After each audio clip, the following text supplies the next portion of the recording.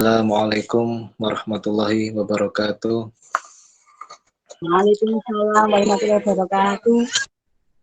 Innal hamdalillahi nahmaduhu wa nasta'inuhu wa nastaghfiruh wa na'udzu billahi min syururi anfusina wa min sayyiati a'malina. Mahdillahu fala mudhillalah wa may yudlil fala hadiyalah. Asyhadu an la ilaha illallah wa la syarikalah wa asyhadu anna Muhammadan abduhu wa rasuluhu la nabiyya ba'da. Allahumma shalli wa sallim ala nabiyyina Muhammadin wa ala ali Muhammad kama barakta ala Ibrahim wa ala ali Ibrahim fil alamin innaka Hamidum Majid. Ya ayyuhalladzina amanu taqullaha haqqa tuqatih wa la tamutunna illa wa antum muslimun amma ba'd. Fa inna sakalati kitabullah wa khairal hadi Muhammadin sallallahu alaihi wasallam wa syarrul umuri muhdatsatuha wa kullu muhdatsatin bid'ah wa kullu bid'atin dalalah wa kullu dalalatin finnar. Alhamdulillah pada kesempatan siang hari ini kita talibul ilm kembali, kita mempelajari yaitu kitab Manhaj Fiqhul Najiyah kembali. Alhamdulillah ini suatu nikmat yang luar biasa, kita bersama-sama bisa menuntut ilmu bersama-sama, dan semoga Allah memberikan keberkahan kepada kita semua, memberikan kesehatan kepada kita semua, dan memberikan kelancaran kepada semua urusan-urusan kita. Baik, langsung kita lanjutkan sampai pada halaman yang ke-22. Ya. At-tauhid wa anwa'uhu. Tauhid dan jenis-jenisnya. Ya. At-tauhid huwa ifradullah bil ibadati allati khalaqallahu al-alam li ajliha qala Allah Ta'ala. Tauhid dia adalah mengesahkan Allah dalam ibadah. Ya. Jadi dialah Allah yang menciptakan alam. Ya, karena Allah menciptakan alam dan seluruh isinya, maksudnya alam semesta seluruh isinya. Dan karenanya kita harus beribadah hanya mengesahkan Allah Ta'ala. Hanya beribadah kepada Allah Subhanahu wa Ta'ala. Kalau Allah Ta'ala, sebagaimana Allah Ta'ala berfirman dalam surat Adz-Dzariyat ayat 56. Ya. Wa ma khalaqatul jinna wal insa illa liya'budun. Ya. Dan tidaklah aku menciptakan jin dan manusia kecuali untuk menyembahku, ya, kecuali untuk beribadah kepadaku. Dan ini jelas, ya, di sini jelas bahwa kita diciptakan Allah Subhanahu Wa Taala itu untuk beribadah kepada Allah Subhanahu Wa Taala. Maka dari itu segala aktivitas kita, bagi yang terkecil maupun yang terbesar, kita upayakan, ya, bekerja, keluar rumah katakanlah, ya, kita berangkat, bismillah, kita niati bahwa pekerjaan kita itu bernilai ibadah, ya, kita niat bekerja karena Allah, jihad di jalan Allah fisabilillah, kemudian berikan nafkah anak dan istri, ya, kalau perempuan ya membantu, mungkin membantu keluarga, ya, membantu suami dalam mencari nafkah dan sebagainya. Jadi pertama kita niatnya adalah mencari keridhaan Allah, karena kita diciptakan Allah untuk ibadah. Kemudian di dalam pekerjaan kita, di dalam kegiatan-kegiatan yang kita kerjakan di pekerjaan itu, juga semuanya kita niati sebagai amal ibadah. Jadi orang yang pekerjaannya diniatkan karena ibadah kepada Allah Ta'ala, murni, ya, murni kepada Allah Ta'ala niatnya, maka lain kerjanya. Maka dia menjadi seorang pekerja yang amanah, yang jujur, yang tanggung jawab, kemudian punya semangat, ya, etos kerja yang bagus, disiplin, punya semangat kerja yang tinggi untuk menyelesaikan komitmen sesuai dengan tupoksinya, sesuai dengan tugas yang diberikan pimpinan kepada dia. Punya komitmen yang tinggi dalam pekerjaan dia, dan dia menyenangi, ya. Jadi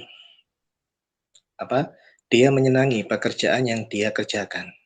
Jadi orang kalau suka senang terhadap pekerjaan, bukan workaholic, ya, bukan workaholic, tapi dia menyenangi pekerjaan itu kan itu bentuk bagian dari ibadah dia kepada Allah Ta'ala, maka dia akan menyajikan pekerjaan tersebut sebaik mungkin. Ya, sebaik mungkin, seindah mungkin ya. Karena itu bagian dari ibadah kepada Allah Subhanahu wa taala. Sungguh-sungguh kerjanya ya, disiplin, kemudian datangnya lebih awal. Bahkan setelah pulang dari kantor pun dia masih semangat mengerjakan pekerjaan-pekerjaan tersebut ya, karena pekerjaan tersebut bernilai ibadah. Jadi itu mengapa kita dalam beribadah kepada Allah ya, itu harus mengesahkan hanya niat beribadah kepada Allah, kan Allah menciptakan segala seluruh makhluk itu ya, segala alam semesta dan sebagainya. Maka supaya sepantasnya kita hanya beribadah kepada Allah Ta'ala. Semua aktivitas kita niatkan hanya ibadah kepada Allah Subhanahu wa Ta'ala. Ya. Kemudian juga maknanya adalah dalam berdoa juga ya.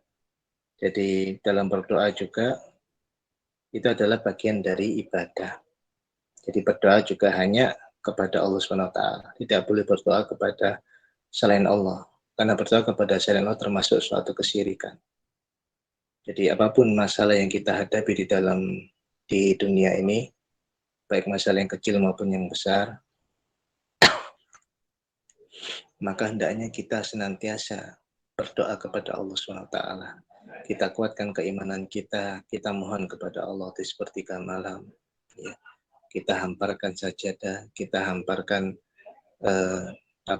kita mohon kepada Allah di sepertiga malam itu dengan sungguh-sungguh. Kita minta segala apapun yang kita kehendaki, yang kita inginkan, ya. Dalam konteks yang kebaikan. Jadi berdoa juga sama, berdoa hanya kepada Allah Subhanahu wa taala. Ya. Baik, kemudian ada beberapa jenis tauhid di dalam Al-Qur'an Al-Karim. Yang pertama adalah ya tauhid rububiyah atau tauhid Rabb. Wal i'tirafu bi anna Allah huwa Rabb wal Khaliq wal i'tirafa bi hadzal kuffar walam yadkhulhum dalika fil islami qala ta'ala. Ya. Tauhid rububiyah dia adalah mengetahui bahwasanya Allah dialah Rabb, dialah Tuhan yang menciptakan segalanya. Ya. Dan sesungguhnya tauhid seperti ini juga diketahui oleh orang kufar, orang kafir, tahu yang menciptakan itu Allah. Namun mereka tidak masuk ke dalam Islam. Orang kafir tahu tauhid rububiyah ini yang menciptakan Allah tahu, tapi dia nggak dimasukkan ke dalam Islam. Ya, karena memang ada sebabnya. Dia mengingkari salah satu tauhid yang yaitu tauhid uluhiyah. Ya. Di dalam surat Az-Zukhruf ayat 87, walain sa'altuhum man khalaqahum la yaquluna Allah, ya. Dan dan tatkala jika kita tanyakan kepada mereka, siapa yang menciptakan kalian? Man khalaqahum, siapa yang menciptakan kalian? La yaquluna Allah, maka mereka pasti akan menjawab Allah. Ini sama orang-orang musyrik kaitannya, saya menciptakan kalian. Allah jawabannya sama. Ya, tapi kenapa mereka nggak masuk ke dalam Islam? Ya, karena mereka mengingkari salah satu tauhid juga berseberangan tauhid uluhiyah. Ya, sehingga mereka nggak dimasukkan ke dalam Islam. Wa qad ankara suyu'ayuna wujud Rabb fakana sada kufran min kufar jahiliyah. Dan sungguhnya yang mengingkari tauhid ini, ya, dari mengingkari bahwa tidak ada Tuhan semesta alam, tidak ada Tuhan yang menciptakan langit dan bumi, yang mengingkari ini adalah termasuk suyu'ayuna, yaitu orang-orang yang punya paham komunis, kaum komunis, ya. Jadi as-suyu'ayuna ini kaum komunis, ya. Jadi mereka itu kaum komunis mengingkari adanya Tuhan.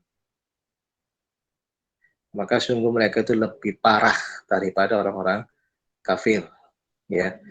Jadi mereka lebih parah daripada orang kafir jahiliyah. Jadi paham komunisnya adalah paham yang dia tidak meyakini adanya Tuhan. Jadi kalau orang hidup ya hidup, nanti kalau mati ya mati, tidak ada surga, nggak ada neraka. Dan ini adalah paham yang parah ya, paham yang sangat sesat ya. Jadi lebih parah daripada orang-orang kafir jahiliyah. Orang kafir jahiliyah masih meyakini ada Tuhan yang menciptakan, yaitu tauhid rububiyah, walaupun menyelisih tauhid uluhiyah. Tetapi orang Asy'ariyah ini, kaum komunis ini mengingkari semua, nggak ada Tuhan. Jadi dia itu terjadi dengan alam seperti apa adanya, dan ketika meninggal juga sudah nihil, nol. Nggak ada yang masuk surga atau nggak ada yang masuk dalam neraka. Ini pemahaman orang-orang komunis. Ya. Orang komunis ini, ya, paham komunis ini telah masuk di dalam Indonesia. Ya. Jika kita lihat sejak zaman dulu presiden kita yang pertama sudah ada kelompok, ya, ini maksud adalah PKI, yaitu Partai Komunis Indonesia. Ya, jadi itu sudah ada benih, ya, benih-benih yang masuk dalam ini, yaitu benih komunis, tidak percaya adanya Tuhan dan sebagainya. Kemudian pemahaman kaum komunis ini dimasukkan juga di dalam kita, di dalam masyarakat Muslim, ya. Mungkin tidak serta-merta tidak ada Tuhan. Mungkin ketika pemahaman ini dimasukkan nggak ada Tuhan, mungkin banyak yang menolak, tetapi dimasukkan bahwa memisahkan, ya, bahkan memisahkan, atau yang lebih kita kenal dengan paham sekulerisme, memisahkan antara kehidupan dunia dengan kehidupan agama. Nah, ini hampir sama, ya. Jadi ini paham-paham juga yang merusak, di mana paham sekulerisme ini adalah paham yang ketika orang percaya ketika dalam masalah-masalah dunia, dia tidak perlu landasan agama. Nah, ketika ada di suatu tempat, katakanlah di suatu lingkungan ya, kemudian ketika ada rapat atau musyawarah, ada salah satu kelompok atau orang memberikan arahan sesuai dengan syariat, katakanlah, atau arahan secara umum, kemaslahatan umum sesuai dengan syariat Islam, maka orang-orang seperti ini menolak. Dia mengatakan bahwa ini adalah di dalam KRT-an, jadi jangan bawa agama. Kita harus umum, harus nasional dan sebagainya, misalkan seperti itu. Maka ini tidak diperbolehkan. Pemahaman sekulerisme, pemahaman komunisme yang tidak mengaku adanya Tuhan, dan pemahaman yang memisahkan antara kehidupan dunia dan kehidupan agama, ini adalah pemahaman yang sesat, tidak dibenarkan. Di dalam masalah-masalah dunia tidak semuanya kita harus berlandaskan kepada syariat, ya, tidak boleh keluar dari jalur syariat, karena kita ini adalah Rasul Amril Islam, maka segala urusan adalah Islam, ya. Wa amaduhu sholah, yang adalah salat, wa dzirmatu sanamihil jihad, dan puncaknya adalah jihad, kata Rasulullah SAW. Ada sindra kenal Imam Tirmizi. Jadi pokok segala urusan adalah Islam. Maka kita kalau sebagai umat Muslim, orang yang mengaku bahwa kita adalah seorang Muslim, maka segala keseharian aktivitas kita, baik masalah-masalah duniawi atau masalah ubudiyah, masalah yang jelas itu ibadah, tidak boleh lepas dari syariat. Ya. Mungkin cara berpakaian kita, mungkin di dalam syariat diperintahkan kita menutup aurat, maka pola berpakaian kita tidak boleh membuka aurat kita, ya, di depan orang-orang ajam, di depan orang-orang yang ajnab, ya, bukan mahram dan sebagainya. Kita harus menutup aurat kita, ya. Jadi kembali di sini adalah pemahaman komunis ini lebih parah, lebih rusak daripada pemahaman orang-orang kafir jahiliyah. Jadi kafir jahiliyah ini masih mengakui tauhid rububiyah, sedangkan komunis tidak sama sekali. Ya, maka berhati-hati, pemahaman ini sudah mulai ada di negeri kita ini yang kita cintai, ya. Jadi mulai ada pemahaman seperti ini, mulai masuk ke dalam struktur dan sebagainya. Kita harus bentengi anak kita, mulai sejak dini kita harus kenalkan dia terhadap tauhid rububiyah, tauhid uluhiyah, dan tauhid asma wa sifat. Ya, biar tidak kemasukan pemahaman-pemahaman yang yang sesat atau menjauhkan dia dari nilai-nilai syariat. Baik, itu tauhid rububiyah. Jadi kita meyakini Allah yang menciptakan ya segala sesuatu di dunia ini. Allah yang menakar rezeki kita, memberikan rezeki kita, semuanya. Bahkan orang itu meninggal dunia ketika rezekinya telah habis. Ya. Namun ketika orang itu belum meninggal dunia, berarti rezekinya belum habis. Karena antara rezeki dengan ajal itu balap-balapan salip-salipan. Sampai rezeki yang terakhir sudah sampai pada tersebut, maka ajal itu baru datang menyebutnya. Dan dia sedang meninggal dunia. Maka banyak kaum muslimin, ya, mungkin kita lihat di lingkungan kita sendiri yang masih tauhid rububiyahnya ini diragukan. Ya, jadi masalah tauhid rububiyah diragukan. Apa buktinya? Dalam masalah rezeki saja, banyak mereka masih mengandalkan datang ke dalam kahin, datang ke dukun dan sebagainya. Ketika jualan ya, satu mungkin jualan nasi pecel, satu juga jualan nasi pecel katakanlah, ya. Maka ini sudah luar biasa, ini datang kepada si dukun A, yang ini juga datang si dukun B ya. Katanya, kenapa kok mesti harus pakai dukun dan sebagainya. Katanya kalau nggak pakai dukun seperti ini, nanti dia akan kalah saingan, dagangannya nggak laris dan sebagainya. Maka harus pakai perantara seperti itu agar dagangannya laris dan sebagainya. Na'udzubillah min dzalik. Yang membuat dagangan kita laris atau tidak, yang bagi rezeki. Kita beri rezeki banyak atau sedikit itu adalah Allah Subhanahu wa taala. Ya. Jadi wa min daban fil ardi illallah ala rizquha. Dan tidaklah semua binatang manapun di muka bumi ini melainkan semuanya telah dijamin rezekinya oleh Allah Subhanahu wa taala. Ya. Ar-Razzaq dzul quwwatil matin. Dialah Allah Ar-Razzaq yang memberi rezeki. Jadi dialah Allah yang memberi rezeki dan maha kokoh. Ya. Jadi di sini adalah perlu kita ketahui tauhid rububiyah adalah membuat hati kita semakin tenang. Masalah rezeki, masalah jodoh, ya, masalah umur, masalah kematian, itu semua sudah dicatat ketika kita masih di dalam kandungan ibu kita, dan kita tidak perlu mencari rezeki dengan jalan-jalan yang haram atau bahkan kita jualan dan jualan.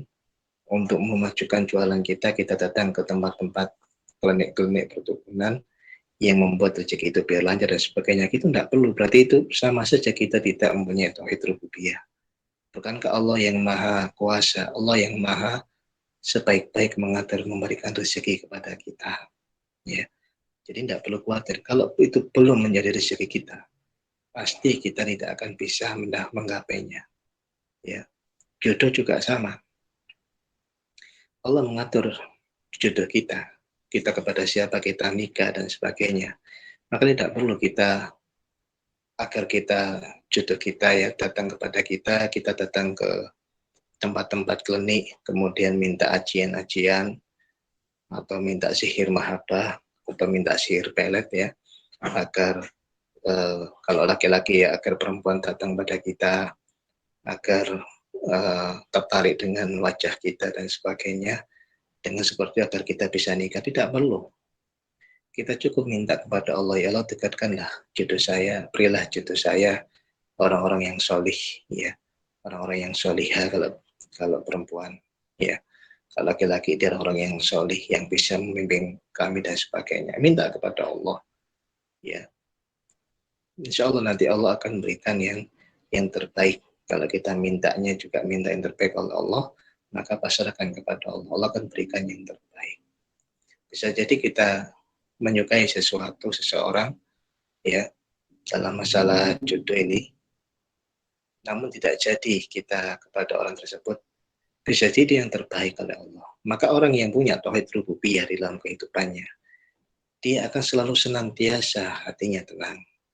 Masalah jodoh, dia akan selalu positif thinking hanya kepada Allah Subhanahu wa taala. Ya, husnudoni bila min husnul ibadah.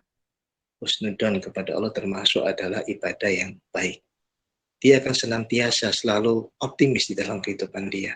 Dalam mengerjakan suatu pekerjaan, dia akan optimis. Dia yakin selama tujuannya itu baik, jalannya itu benar sesuai dengan syariat, ya.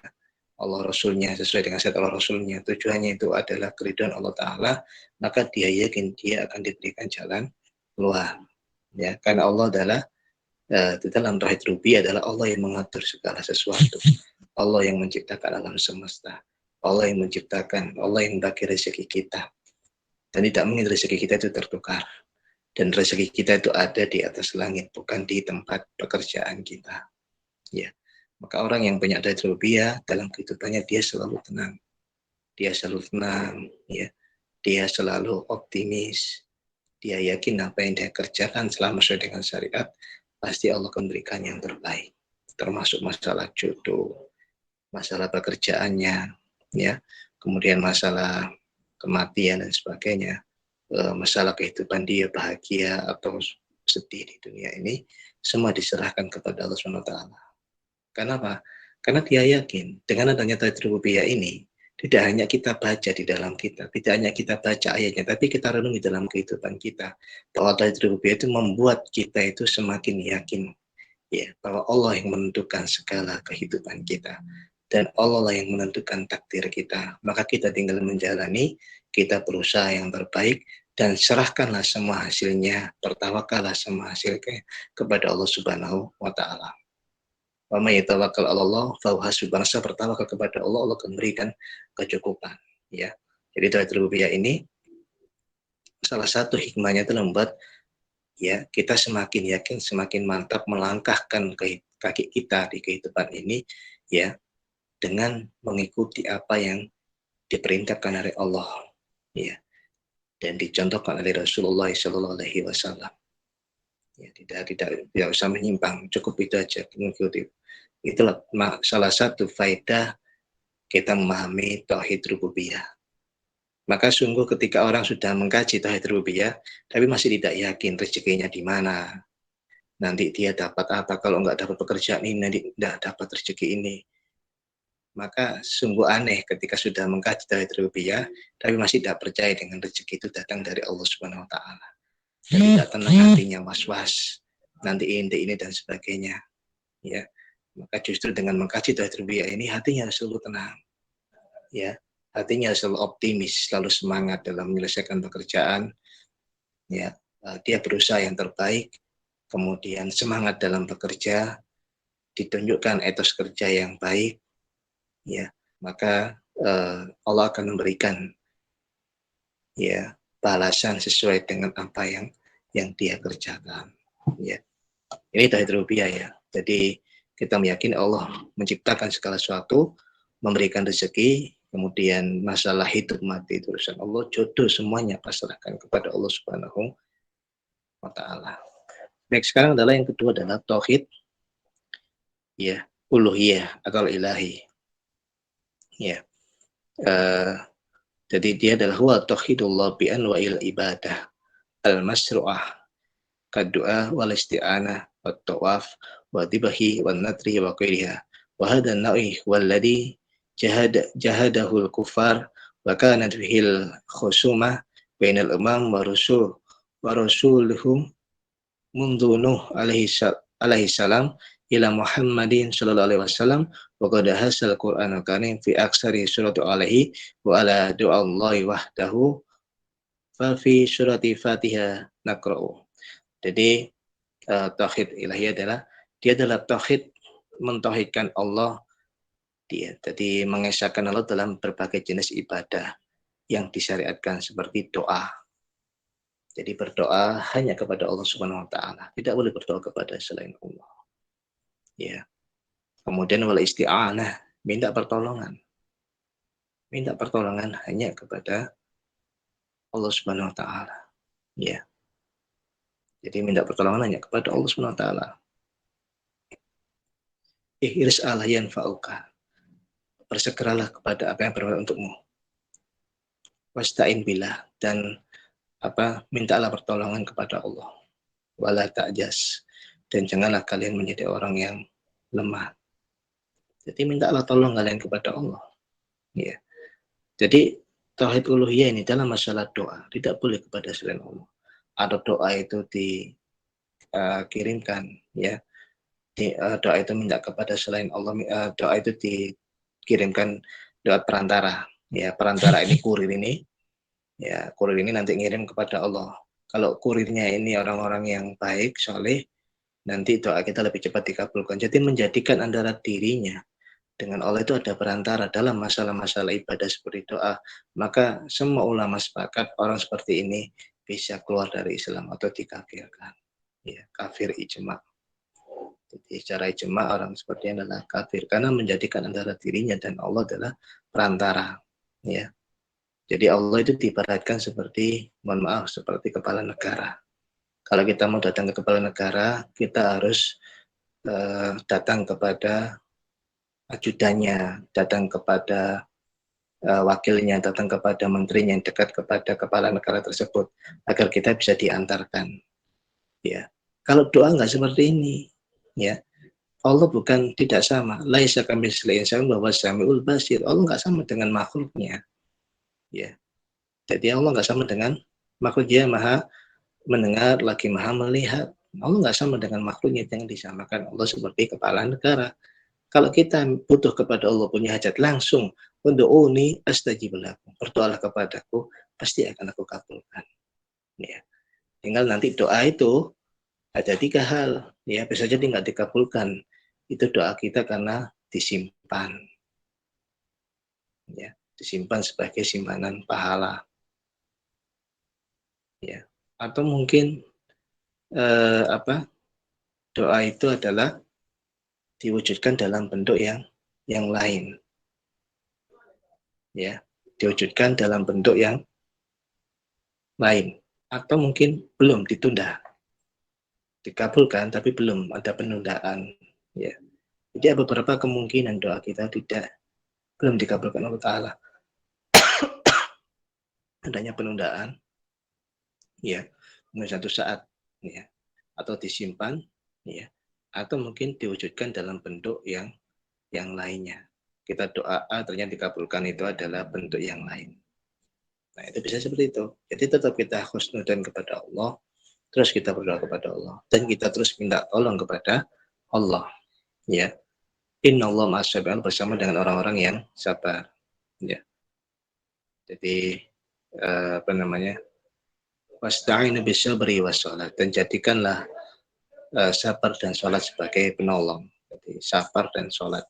Dalam sholat itu kita berdoa kepada Allah. Jadi masalah doa, kemudian minta tolong, buat tawaf, ya, itu hanya boleh diniatkan hanya kepada Allah, memuliakan Allah, ya, mengesahkan Allah. Beribadah tawaf itu hanya untuk niatnya karena Allah, nggak boleh kepada tawaf, ya. Apalagi terus tawaf itu hanya ada di Ka'bah, nggak boleh tawaf di kuburan, ya. Ada mungkin pemahaman-pemahaman yang lain, ada orang tawaf di kuburan itu sama dengan tawaf di Ka'bah, ini tidak dibenarkan, ya. Ini sesuatu amalan-amalan yang menyimpang, tidak ada tuntunan dari Rasulullah SAW. Tawaf harus niatnya karena Allah, ya. Tawaf, ya. Kemudian wadibahi, ya, menyembelih. Itu menyembelih juga sama, harus niatnya karena Allah, tidak boleh karena selain Allah, ya. Kadang-kadang ini tipis, ini berbahaya ketika dipahami. Karena ketika ditanya, ini menyembelih kambing atau menyembelih sapi untuk siapa ketika kurban misalnya. Ini menyembelih ini untuk siapa? Ya. Ketika ditanya begitu, ada yang menjawab, menyembelih ini adalah untuk orang tua saya yang sudah meninggal, atau menyembelih ini adalah untuk paman saya, atau untuk istri saya, atau untuk anak saya. Makanya tidak diperbolehkan jawaban seperti ini. Ketika ditanya menyembelih ini siapa, bilang untuk Allah Subhanahu wa taala. Kemudian di dalam hati kita niatkan pahala menyembelih itu untuk keluarga kita. Jadi 1 ekor kambing, ya, itu bisa pahalanya untuk 100 anggota keluarga kita. Dan niatkan pahalanya untuk anggota keluarga kita. Tetapi menyembelihnya itu karena Allah, bukan menyembelihnya aja karena selain Allah. Ini perhatikan, tipis. Banyak orang kejebak, ya, ketika ditanya seperti ini, dia karena nggak paham itu, maka dia tujukan menyembelih itu, ya, untuk orang tuanya yang meninggal dunia. Dianggap nanti orang tuanya nanti biar naik masuk surga itu naik kendaraan kambing, naik kendaraan seperti sapi dan sebagainya. Ini adalah keyakinan yang batil, ya. Keyakinan yang tidak ada dasar dalam Al-Quran maupun Sunnah. Ada satu hadis pun yang menerangkan seperti ini. ya. Ya kita membaca ribuan hadis nggak ada yang seperti ini. Dan ini keyakinan orang-orang dahulu di agama yang lain katakanlah memang ada keyakinan ya kalau naik ke nirwana dan sebagainya itu pakai korban berupa binatang agar nanti kendaraan itu mengantarkan dia kepada nirwana atau yang dimaksud adalah surga. Ini tidak dibenarkan. Di dalam Islam menyembelih hanya karena Allah. Man halafa bi qorila faqad asyraka. Man dibahi bi qorila man dabah bi qorila faqad asyraka. Barang siapa menyembelih karena selain Allah, faqad asyraka, maka dia telah berbuat syirik kepada Allah Subhanahu wa taala. Jadi tidak boleh ketika kita menyembelih niatnya karena selain Allah, maka jatuhnya adalah suatu kesyirikan, ya.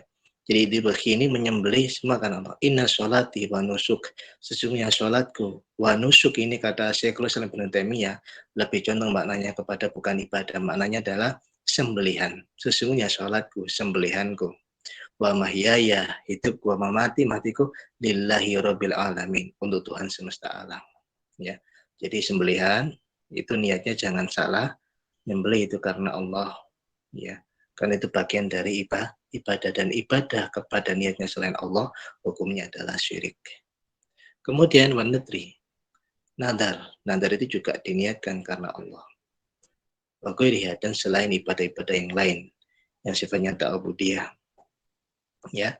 Inilah ibadah-ibadah inilah yang jenis inilah huwallazi jahadul kufar, dan orang-orang yang menolak ibadah ini artinya orang-orang yang beribadah kepada selain Allah, orang-orang selain Allah, ya, maka dia jatuh kepada kesyirikan, dan orang seperti ini bisa yaitu dianggap orang-orang kafir, ya, orang-orang kafir. Dan orang-orang seperti ini sudah ada sejak zamannya Nabi Nuh alaihissalam sampai Nabi Muhammad SAW, ya. Di dalam juga dijelaskan juga dalam surat ya Al-Fatihah, artinya orang seperti ini sudah ada. Dia beribadah kepada selain Allah, dia berdoa kepada Lata, Uzza, Manan, ya.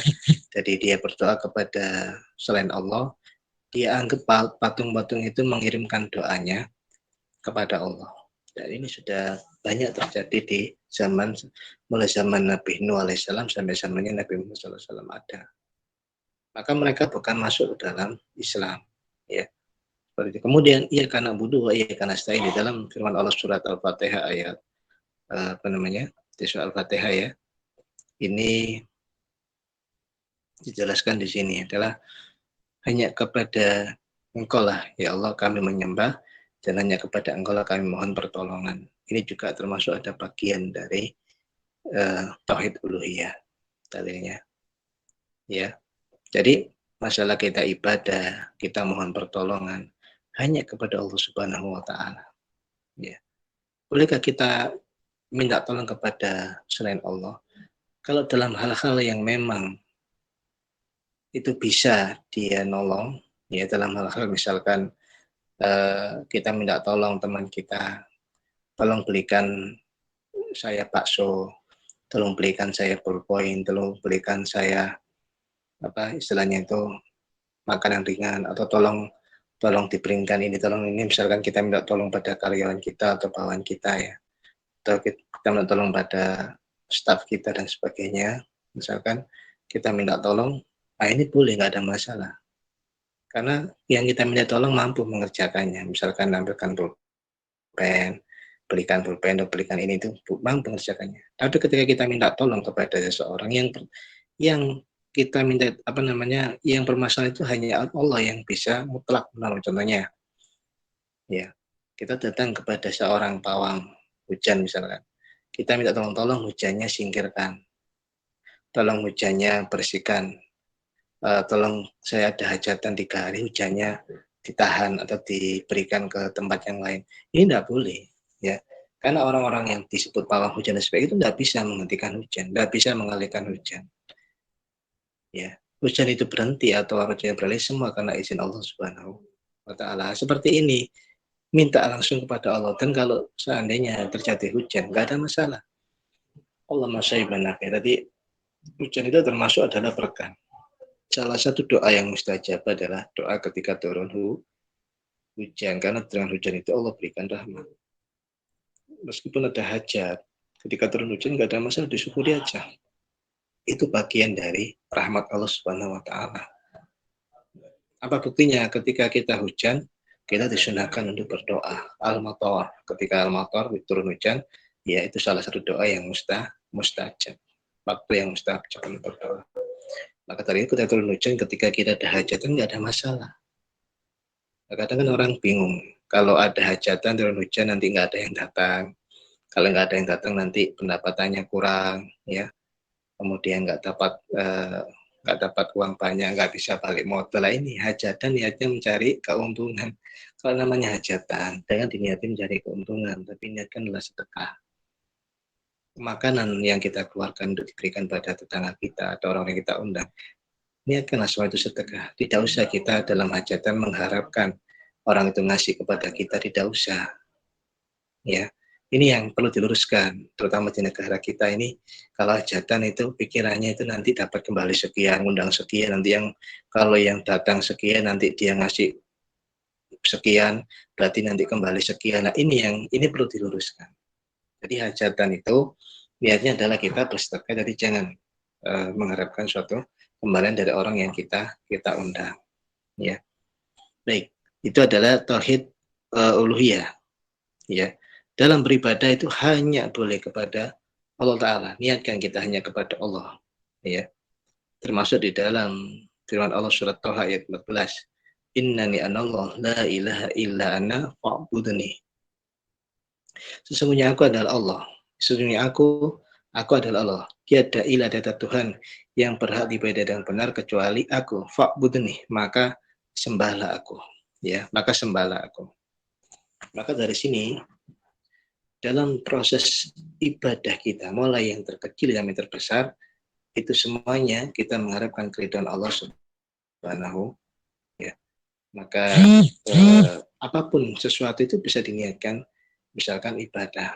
Contohnya kita duduk seperti ini, kita niatkan bahwa duduk ini kita niatkan untuk ibadah. Dengan duduk kita bisa berzikir kepada Allah, baca Quran, kemudian mendengarkan kajian dan sebagainya. Maka duduk yang hukumnya mubah itu bisa bernilai ibadah. Dan niatkan semua ibadah-ibadah itu yang awalnya dari mubah itu, niatkanlah ibadah itu semuanya kepada Allah Ta'ala. Apalagi yang jelas-jelas ibadah-ibadah yang sifatnya ubudiyah, seperti sholat, zakat, puasa, haji, zikir. Ya. Semuanya kita niatkan kepada Allah. Jadi semuanya, kita senyum pada teman kita berbuat baik kepada istri atau anak kita, kepada suami kita, ya, kita bekerja, kita berbuat baik kepada teman kita dan semuanya, kita berbuat baik dimanapun kita berada, maka niatkanlah semuanya itu karena Allah Subhanahu wa Ta'ala. Karena pasti dengan niat karena Allah Subhanahu wa Ta'ala, kita akan mendapatkan, ya, kita akan mendapatkan faedah, ya, kita akan mendapatkan barokah, ya, kita akan mendapatkan pahala yang besar dari Allah, dan kita akan mendapatkan pertolongan Allah Subhanahu wa Ta'ala. Itu semua akan kembali kepada kita. Ya. Baik, itu yang kedua, tauhid uluhiyah. Jadi dalam masalah ibadah, niatkan semuanya itu kepada Allah Subhanahu wa Ta'ala. Bahkan hubungan suami istri itu pun dinilai ibadah. Ya. Ketika sahabat ditanya, ya, budi ahadukum ya min sodako. Hubungan suami istri di antara kalian itu termasuk bagian dari sodako. Sahabat bertanya, wahai Rasul, kita kan melepaskan syahwat itu, apakah itu masuk sodako? Iya. Kalau dilepaskan pada yang haram, maka itu berdosa. Tapi kalau dilepaskan pada yang halal, maka itu mendapatkan pahala. Jadi jadilah seorang suami yang niatnya dalam menyayangi keluarga adalah niat ibadah kepada Allah, mendidik istri, mendidik anak-anak itu karena Allah, ya, karena itu bagian dari ibadah. Dan istri dan anaknya juga sama, ya, meniatkan melayani suami atau hormat kepada orang tua. Semua niatkan itu adalah karena ibadah karena Allah Subhanahu wa Ta'ala. Kalau diniatkan ibadah karena Allah, ya, diniatkan ibadah karena Allah, maka insya Allah, ya, kita akan mendapatkan, kita akan ringan mengerjakannya, dan Allah akan menjadikan kita orang-orang yang yang berkah kehidupannya. Ya, itu yang kedua. Kemudian yang ketiga adalah tauhid asma wa sifat. Yang terakhir tauhid asma wa sifat. Ya, yaitu huwal imanu bi kulli ma warada fil Qur'anil Karim wal haditsus sahih min sifatillah allati wasafa biha nafsahu aw wasafahu biha Rasulullah sallallahu alaihi wasallam al haqiqati min ghairi ta'wil wala takyif wala tafwid kal istiwa wan nuzul, ya. Terus wal yad wal mujai wa ghairiha min sifati tafsira biha waradaan salaful wal istiwa misalan warada tafsir an tabiin fi sahih Bukhari bi annahu al-ulu wal irtifa'u alladhi yalikoni bijalalahu qala Allah taala laisa kamitslihi syai'un wa huwas samiul basir. Ya, baik. Jadi yang ketiga adalah tauhid asma wa sifat. Jadi yaitu beriman kepada setiap apa-apa yang diberitakan yang datang dari Al-Qur'an yang mulia dan hadis yang sahih tentang sifat Allah. Ya. Entah Allah mensifati dirinya atau diberitakan dari hadis Rasulullah SAW mensifati Allah dan sebagainya, ya. Maka kita nggak perlu mentakwil. Jadi asma wa sifat ini adalah tauhid yang ketiga, tidak perlu kita takwil atau kita takyif atau tafwid, ya, seperti istiwa, seperti nuzul, ya. Jadi tidak perlu. Apa maknanya tadi itu? Tidak perlu kita takwil dan sebagainya, maka dijelaskan di sini. Dalam mensifati sifat-sifat Allah ini, kita dilarang mentahrif yang pertama. Jadi mentahrif ini apa? Yaitu huwas syaraful dhahir, ya.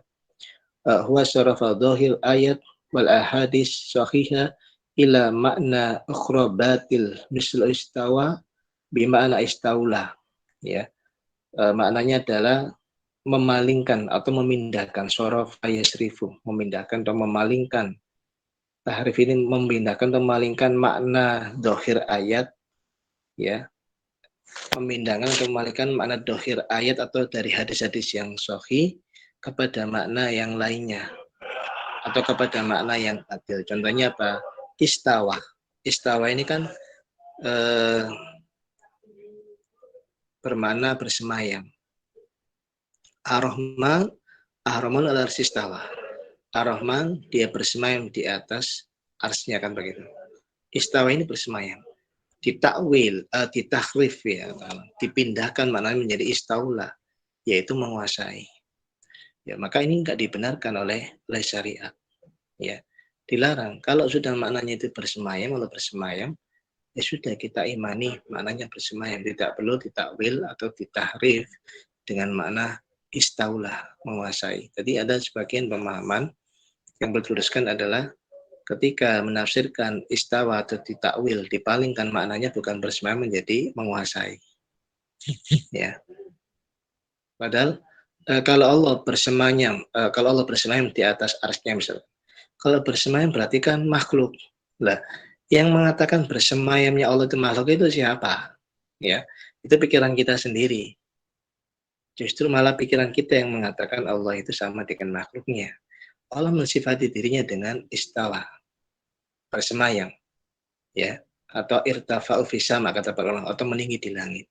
Itu bukan berarti ketika kita mengikuti penafsiran apa adanya, istawa atau istiwa itu, ya, istiwa itu atau irtafa'u fisama, ya, meninggi di langit, itu bukan berarti Allah bersemayam, ya. Meninggi di langit atau bersemayam itu bukan berarti Allah disamakan dengan makhluknya, tidak, ya. Justru yang menyamakan Allah dengan makhluk gara-gara Allah bersemayam atau meninggi di langit itu adalah kita sendiri, pikiran kita sendiri, sehingga karena seolah-olah kalau istiwa itu bersemayam itu sama dengan makhluk, maka harus ditakwil atau ditahrif menjadi istaula, ya, menguasai misalkan. Biar apa? Tidak seolah-olah Allah itu duduk atau bersemayam. Kalau bersemayam kan berarti Allah itu butuh tempat, ya. Berarti yang mengatakan Allah butuh tempat siapa? Gitu. Ya, itu pikiran kita sendiri. Allah nggak butuh tempat. Allah meninggi di langit, Allah bersemayam di atas arsy-Nya. Sudah, titik. Kita imani itu aja. Bersemayam di atas sudah. Tidak perlu takwil dengan istaula, menguasai. Nah, masalah nanti kalau bersemayam itu nanti butuh tempat, berarti kalau butuh tempat berarti seperti makhluk, kalau sama dengan makhluk, itu adalah akal kita sendiri. Dan itulah pemahaman yang batil, pemahaman yang sesat. Pemahaman yang benar, kita mengimani saja Allah bersemayam, Allah meninggi di atas langit, sebagaimana tafsir dari Imam At-Tabari dalam kitabnya Jami'ul Bayan, tafsir Ibnu Katsir, ya, tafsir Al-Quran Al-Azim, tafsir Al-Baqawi, dan tafsir yang lainnya. Maka irtafa'u fis sama, meninggi di langit. Sudah disifati aja, selesai. Bagaimana bersemayamnya, bagaimana meningginya, maka kita katakan ya, walam yakul lahu kufuwan ahad. Enggak ada yang sama dengan Allah. Bersemayamnya Allah, meningginya Allah enggak sama dengan makhluknya. Udah selesai. Nah, ini yang kadang orang bingung di sini. Ya, sebagian kelompok ada yang mengatakan istaula, menguasai yang lebih ini. Itu seperti itu suatu kesalahan. Kemudian taktil, ya, dalam menyikapi sifat-sifat Allah tidak boleh ada taktil. Taktil apa? Wajah ada sifatullah, ya, wa nafiyanhu ka'uluwillah ala sama faqad za'amal firqatu dhallah anallahu fi kulli makan. Ya. Jadi taktil ini adalah menolak sifat Allah. Jadi taktil itu menolak sifat Allah dan menafikannya. Seperti sifat ulu bagi Allah, ketinggian bagi Allah di atas langit. Jadi taktil ini menolak. Allah nggak ada sifat ketinggian, Allah nggak ada sifat ulu, Allah nggak ada di atas langit. Jadi dia menolak. Dan ini adalah pemahaman yang sesat, ya. Dan juga meyakini Allah itu ada fikul makan di semua tempat. Jadi orang yang mentaktil atau menolak ada salah satu sifat Allah tadi, bahwa Allah itu nggak punya sifat ulu, kemudian dia meyakini Allah itu ada di mana-mana, bukan di atas langit, maka ini pemahaman yang sesat. Ya, pemahaman yang sesat, tidak benar. Nah, ini pemahaman yang merusak kaum muslimin. Ya, pemahaman yang merusak kaum muslimin dan pemahaman yang tidak boleh kita ikuti. Kenapa? Karena Allah punya sifat. Allah meninggi di langit. Allah bersemayam di atas arsy-Nya. Sudah cukup. Jadi nggak boleh kita takdil, kita tolak sifat-sifat Allah. Karena kalau kita menolak sifat-sifat Allah, ya kita bisa jatuh kepada kekufuran. Alhamdulillah. Baik, kemudian ta'yif, ya. Yang ketiga adalah ta'yif. Wa ta'yifu sifatullah an kaifiyah kada fa'ulullah alal ars la yasbahu makhluqah wa la ya'lam kaifiyah ahad ilallah. Ta'yif ini adalah bagaimana sifat Allah, dan bahwasanya bagaimana sifat meningginya Allah itu di atas arsy-Nya, bersemayamnya Allah atau meningginya Allah di atas arsy itu bagaimana, ya. Jadi dia ta'yif dalam masalah sifat asma wa sifat. Ta'yif ini bagaimana, kita nggak perlu tahu, ya.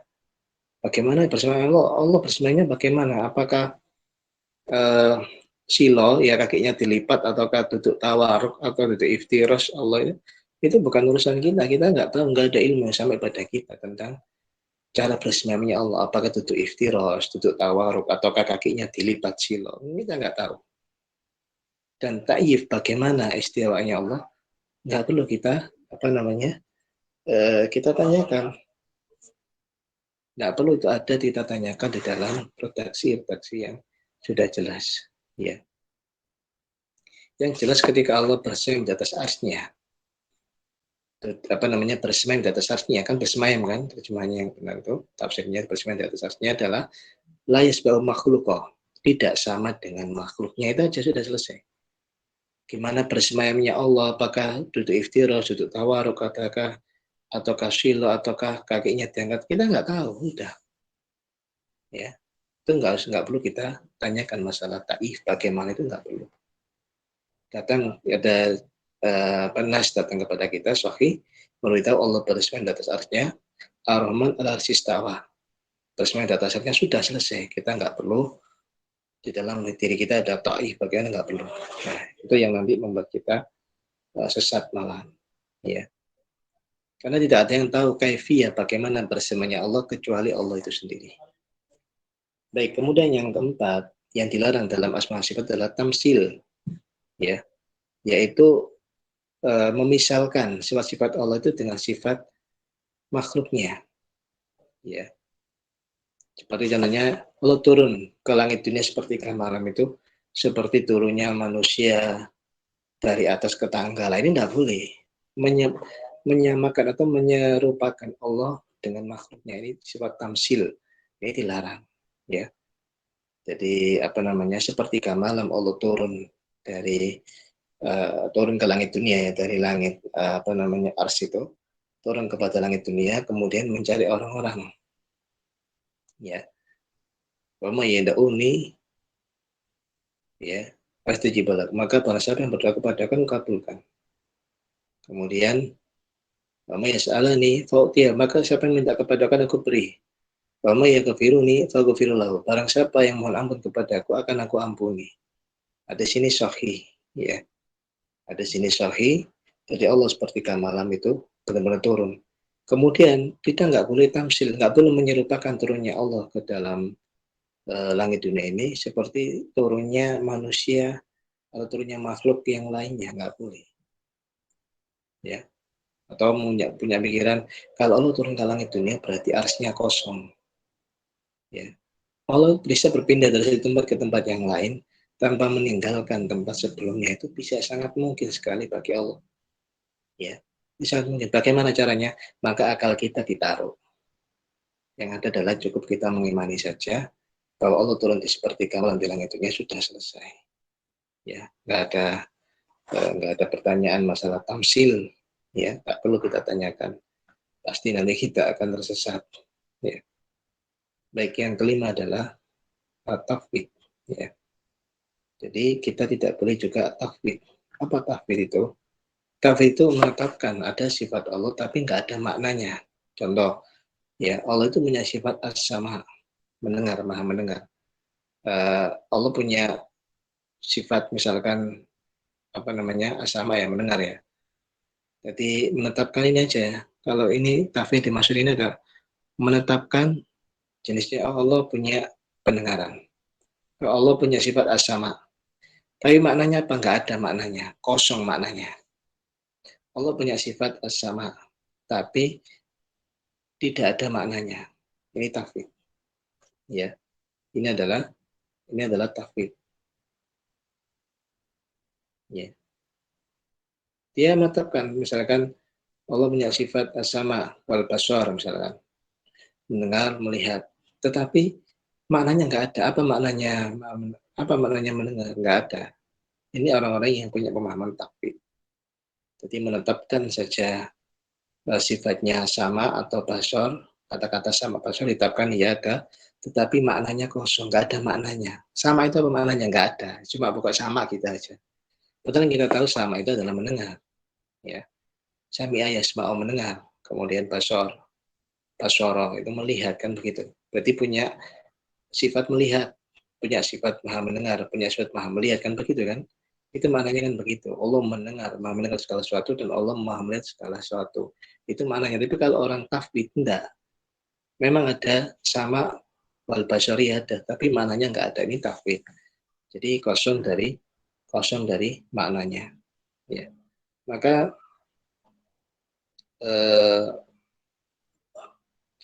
berkata Imam Malik, ya, anal istiwa maklum, bahwasanya istiwa itu maklum, diketahui, wal kaifu majhul, dan bagaimana istiwanya Allah majhul, nggak ada yang tahu. Majhul itu nggak ada yang tahu. Wal iman bihi wajibun, dan beriman kepada Allah tentang itu adalah wajib, ya. Wasyu'alu anhu bid'ah, dan bertanya tentang masalah istiwanya Allah itu bagaimana, ya, maka ini adalah termasuk bagian dari bid'ah, ya. Jadi tidak boleh kita menanyakan bagaimana istiwanya Allah, ya, atau bagaimana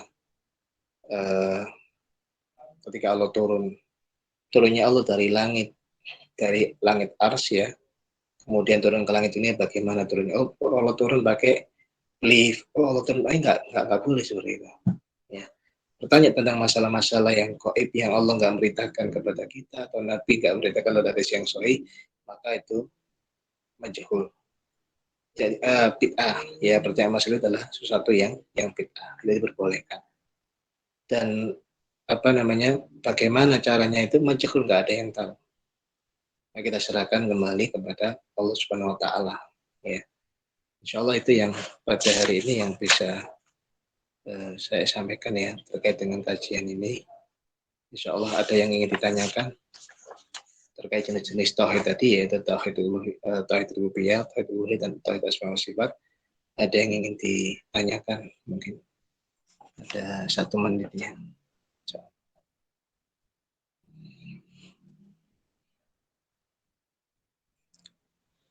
Ada yang ingin ditanyakan? Kalau tidak ada yang ingin ditanyakan, ya kita tutup kajian kita. Gimana, ada yang ingin ditanyakan atau tidak? Cukup ya?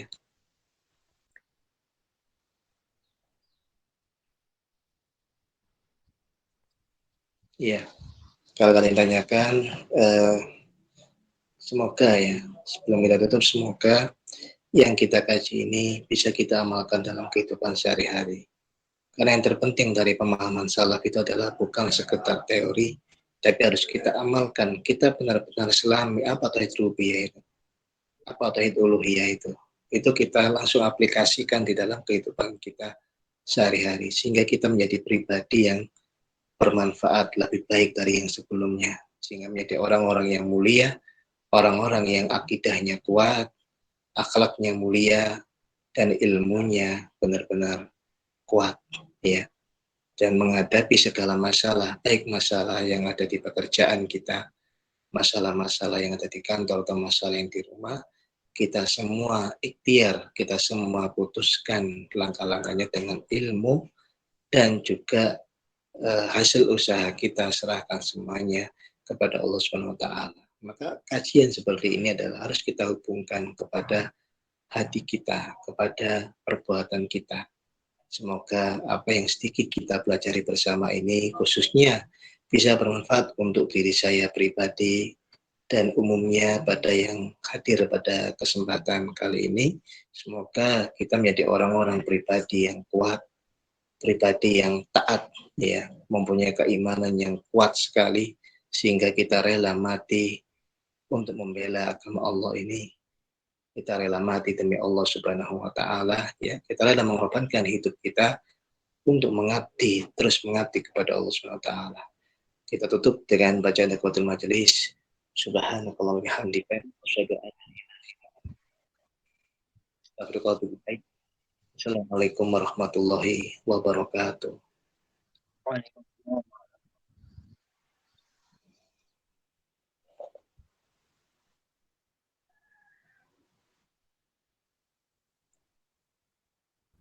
Saya izin pamit ya. Ya. Waalaikumsalam. Assalamualaikum.